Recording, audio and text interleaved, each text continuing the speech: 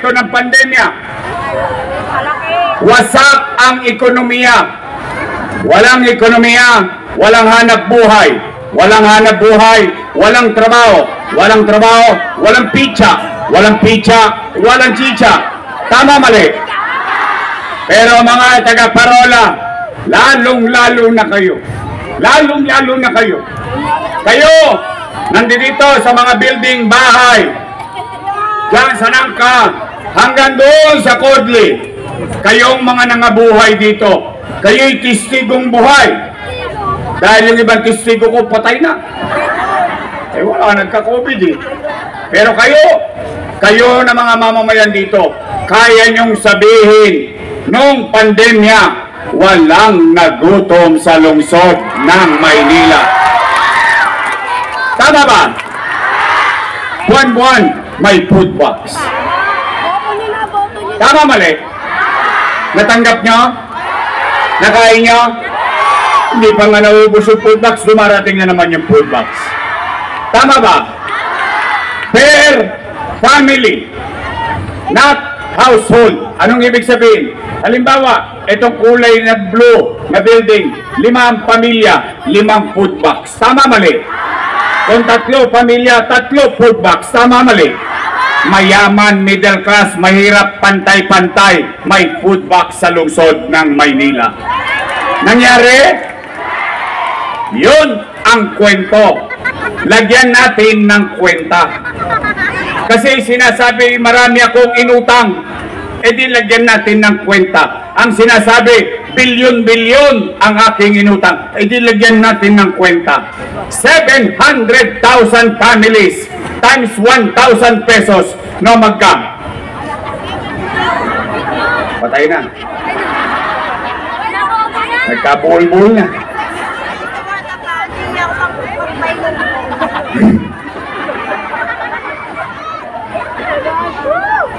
$700 million pesos. Malaking pera?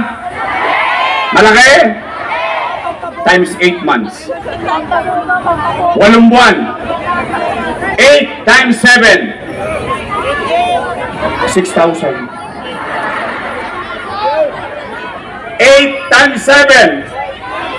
56. 5.6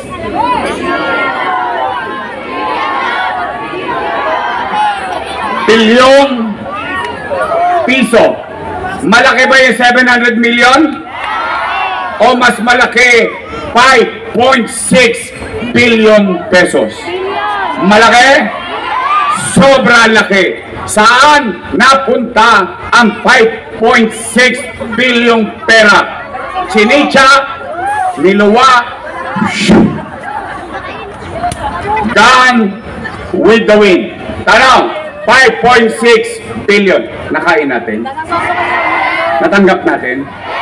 Naramdaman natin may gobyerno? Chicha pa lang yan. Eh yung pinamigay ko pantigwa 1,000 per family. Plus 700 million. Magkano? 6.3 billion piso. Nay, tay, taas ang kamay ng may anak na nag-aaral sa public school dito. Ayan. Ayan, may mga testigo pa rin. Nay, tay, pandemya. Anong sabi ni Secretary Liling Briones? Walang face-to-face classes. Tama, mali? Namumroblema yung tatay. Namumroblema yung nanay. Wala nang ang trabaho. Tukod na sa chicha. Bibili pa ng tablet. Ano nangyari sa Maynila? Lahat ng mag-aaral sa public school nagkaroon ng tablet sa kanilang pag-aaral. Tama mali? At hindi lang tablet, may internet pa. Tama mali? 110,000 pieces na tablet pinahamaagi sa mag-aaral sa lungsod ng Maynila. Nay, tay, si Sir, 10,300 teachers, si Ma'am, nagkaroon na ng laptop. Nagkaroon pa ng internet. Walang tosgas si Sir at si Ma'am. Walang tosgas si Nanay at si Tatay. Lahat nakatawid tayo sa pag-aaral ng ating mga anak. Tama, mali? Natanggap nyo? Naramdaman nyo? No, magka 1 billion pesos. Tablet at laptop. Magkano internet? 300 million pesos. 1.3 plus 6.3. 7.6 billion. Dalawa pa lang ang pinag-uusapan natin.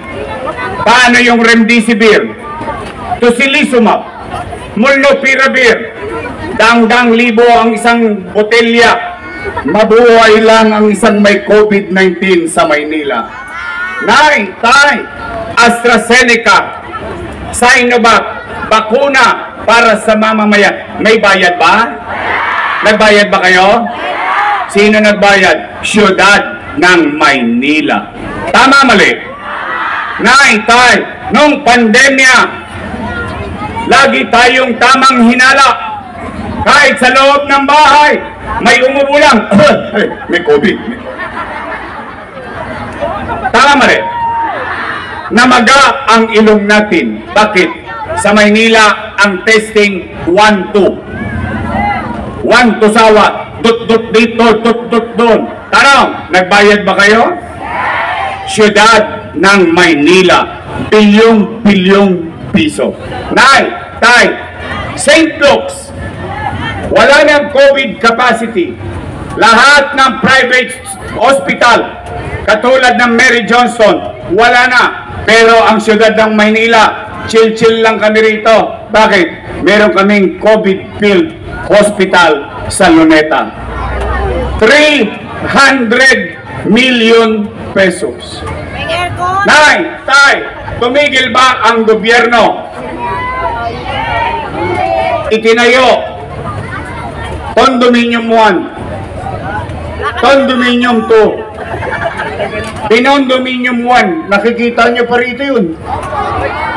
Yung mga squatter doon sa Valderrama, ngayon, nasaan na sila? Pinondominium. Dating squatter, ano nangyari? Ngayon, 15th floor, please. Tama ba? Napakinabangan ng squatter sa Valderrama ang Pinondominium? Yes. San Lazaro Residence, Pedro Hill Residence, San Sebastian Residence, sa kabilang ilog, Paseco Community. Tama, mali? May tayo? Nakita nyo? Alam niyo? Nay, tay, itinayo ko doon, ospital, Paseco Hospital. 3 taon nang tapos, 3 taon na akong wala, sarado pa rin. Ngayon, kung ako'y nagsisinungaling, huwag nyo na akong iboto. Pumunta kayo sa Paseco. 3 taon nang nakatayo yung ospital para sa mga mamamayan natin dyan. Kapitbahay natin sa kabilang ilog Pasig.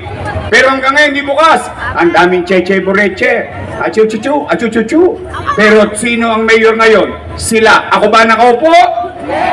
Nay, tay, itinayo. Bagong ospital ng Maynila. 10-story, fully air-conditioned public hospital. May CT scan machine, may MRI machine. Bakit hindi nagagamit ng taong bayan? Hindi ko po alam ang sagot. Hindi po ako mayor. Mahal ba yan? Magkano yan, Yorme? 1 million? Hindi. 10 million? Hindi.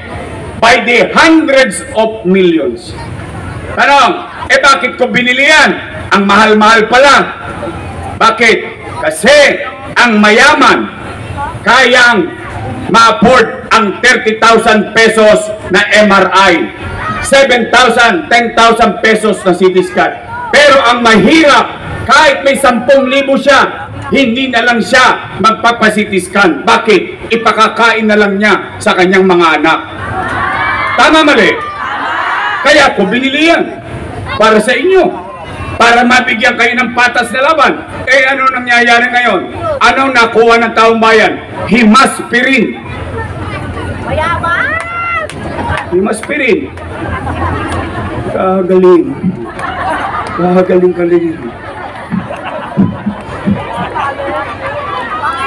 Tama ba? Nay, tay, itinayo 10-story Manila Science High School.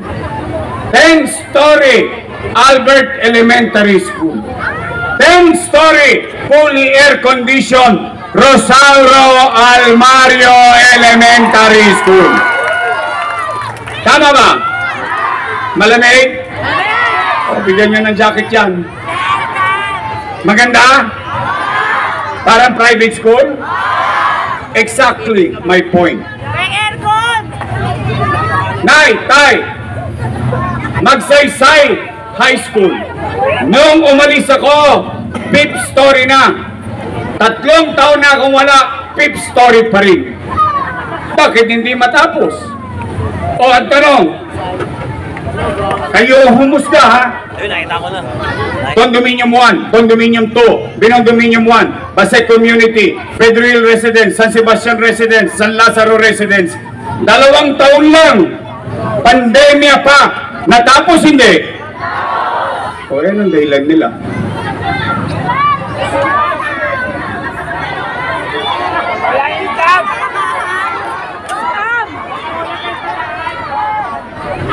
Walang budget.